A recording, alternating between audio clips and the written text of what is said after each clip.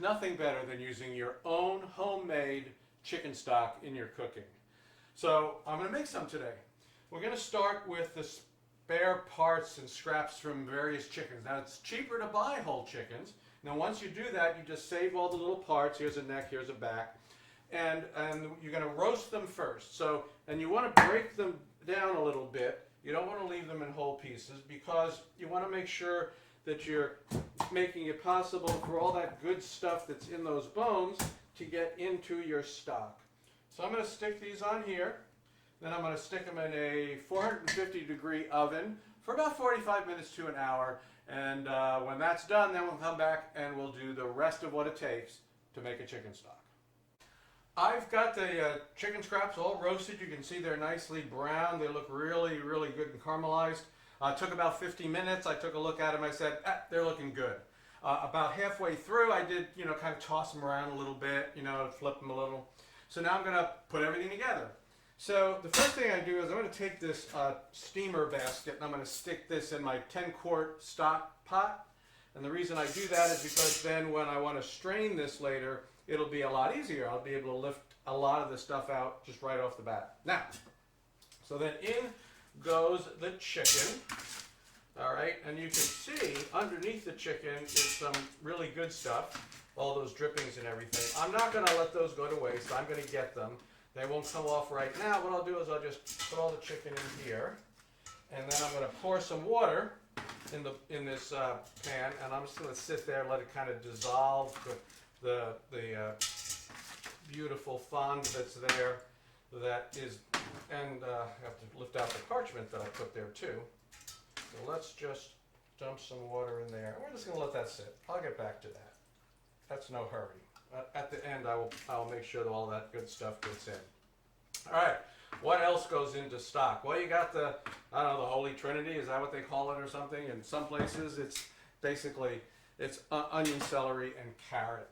So I use veggie scraps that I've saved in my freezer. I save stuff. I save the ends of onions and I throw them in the freezer. And it's for stuff like this because, why waste it? If it's something I'm not going to eat, but it's still got flavor, it's good for this type of application. Here's some celery. Some of it was like celery stalks that kind of like, oh yeah, we didn't eat those yet. I don't have anything to do with them. I'll stick them in the freezer. And some of the bottoms of the celery. Same thing with the carrots. In this case, I got carrot tops along with the leaves. What the heck? Throw all that stuff in there. So I got all of that. And then some other aromatics. I have thyme. Throw in some thyme. I got some parsley here. Throw some of that. It stems and all. Don't worry about it. Bay leaf. A couple of good, nice bay leaves. Decent bit of peppercorns. It looks like maybe a tablespoon or so of peppercorns. Throw those in there. What else? Look at this. I found some chives in the fridge that was, we haven't used them. Look, they're going to die. Heck, throw that in there. Amounts, it's not a big deal. You just do it, okay? So then I'm going to add cold water. It's important to start with cold water because the process as the water heats up, it helps draw the stuff out of the bones, the good flavors out of the bones. And I, of course, need to add more. This was just a gallon. It's going to take a couple of gallons.